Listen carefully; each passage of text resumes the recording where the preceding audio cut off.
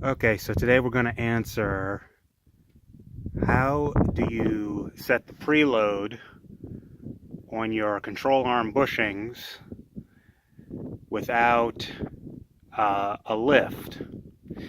Now, some of you may have heard to jack under the control arm until the weight of the vehicle's off and then tighten the nuts on your control arm bushings. But that's not accurate.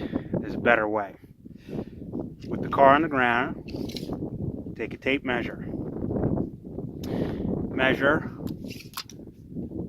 from the center of the hub to the wheel arch with the car on the ground. That's your setting.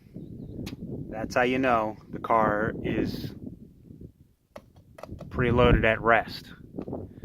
So then, when you have your wheel off and you're ready to tighten your control arm bushings, it will look something like this.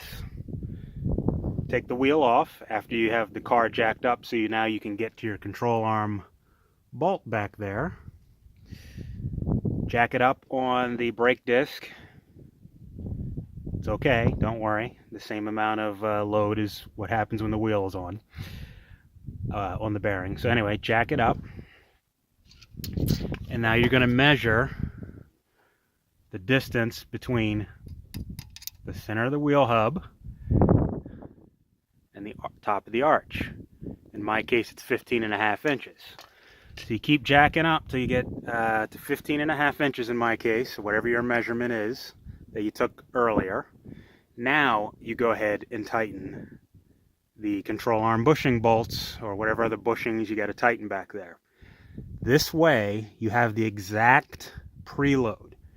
Do not simply jack up the car until the weight of the weight of the car lifts the spring. You know what I mean? Don't do it that way. That's not accurate. All it takes is a measuring tape and just measure what the preload actually is. And then you replicate it exactly. This way your bushings will last the longest. And this technique works for anybody who doesn't have a lift. All you need is a jack and a measuring tape, and you're good to go. That's the way to properly do it.